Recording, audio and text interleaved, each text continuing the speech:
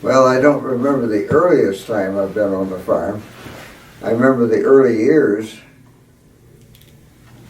We would come down either for 4th of July, which was Granddaddy's birthday, or Christmas. There were... For those of us that live closer, we also came Thanksgiving. Yeah. 4th of July, Thanksgiving, and Christmas. Now, my dad was a worker, and Granddad used him. Every time he saw him, he put him to work. Daddy always said that he lived 400 and some miles from northeast Oklahoma from Granddad, and that wasn't a mile too close. I got a good story with Granddaddy Mac, who I lionized this guy. There was nothing macho about him. He just indestructible, hardworking, worked his 6 boys pretty hard. But when a grandchild showed up, we could do no wrong. We would first head off to the Lacey's store, which was a very colorful place, and buy firecrackers, go down to the corner of right in front of the home place, blow off firecrackers. Probably drove my dad's generation crazy.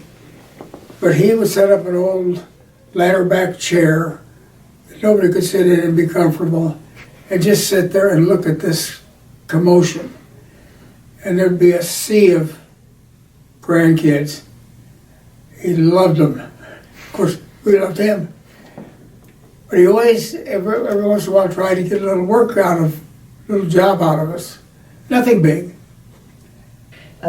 We all had a job. And the boys, I think, picked cotton or rode the tractor or did all sorts of silly stuff like that. But the girls got easier jobs, and I got the great job of feeding the cats. And that's so ridiculous because Ann had to set the table, my sister had to set the table for 50 people, and Jane, you had to milk the cow. I grew up in a city. I'd never milked a cow in my life, but Grandpa always thought that I needed to milk a cow when I was there. We went down the pasture down further south, and there was a pond down there. But anyway, went down the pasture and got me going down there around that pasture. And Granddad was there, and he must have been getting in the way, at least in the view of my dad. And Daddy finally got him to go sit down under a tree back toward the fence, back toward the house. Well, he did. The only thing, he sat down right in the middle of a big pile of cow manure. And so the last I remember of it, and I thought it was hilariously funny, but they didn't. Granddad was a small man, very small man, slender, small, short. And Daddy had him in his arms and was carrying him back into the house. And neither one of them was very happy, I'll tell you. I won't say they were cursing each other, but they weren't happy. That's it. And I know several of my generation of cousins talk about how Granddad would always have jobs for them when we went down there. And you really couldn't get out of it. If you went down there and said, well, I didn't bring any work clothes, that means you wore one of his overalls. So, and you better be prepared. But I think our parents' generation caught the brunt of the physical labor, and that was probably what motivated a lot of them to go to college. They didn't necessarily want to do that hard labor their whole life. Whenever you visited the farm, the grandchildren always had to pay a visit to Lacey's, a general merchandise store in the middle of nowhere where they sold gas, feed for livestock, and about any item you can think of that any local farmer could use. Items were piled on top of each other, hung from the ceiling, dust covered in piles, and it was like a treasure trove for us to go through and spend time searching for things that might have been there for years. From a child's perspective, it was a great place to visit, and you could stay for a long time.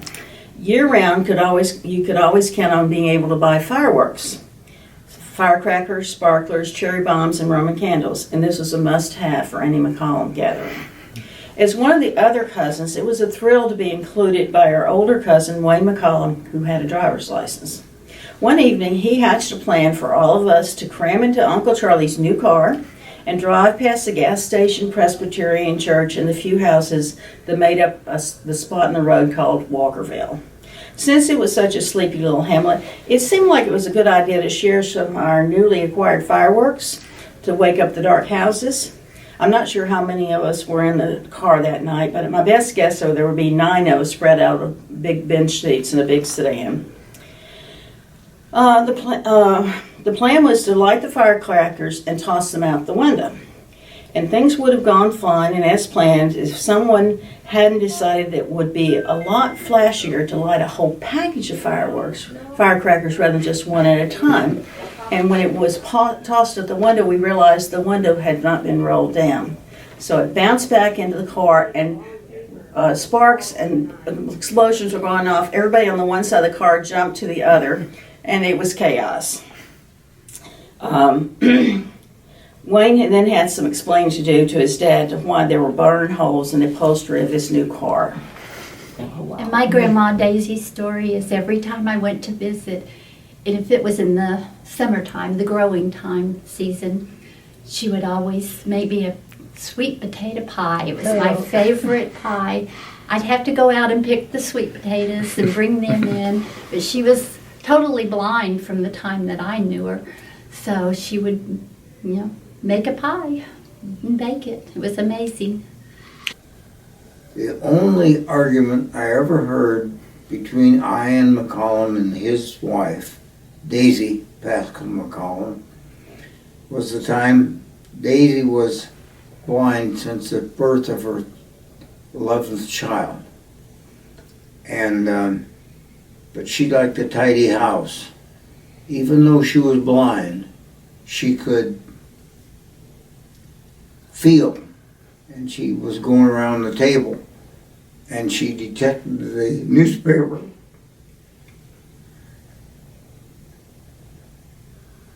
And she said to my granddad, which was her husband, "Newton, I wish you wouldn't leave your paper on the table." And he said, "No, I just can't help it." And that was the end of the argument. One thing I remember about grandmother, she always had chickens. And she accused the grandkids of stealing her glass eggs. They used to put glass eggs in the nest. They thought it made the chickens go to the nest. And she was losing her glass eggs. But she eventually found out what it was. It was a black snake, and it was full of those glass eggs. So I guess she got her eggs back, but the snake didn't do well. He was always telling this. He said he would hold up 4 fingers in the air, and he would say, "First is your faith in God. Second is your family. Third is your country. Fourth is your profession.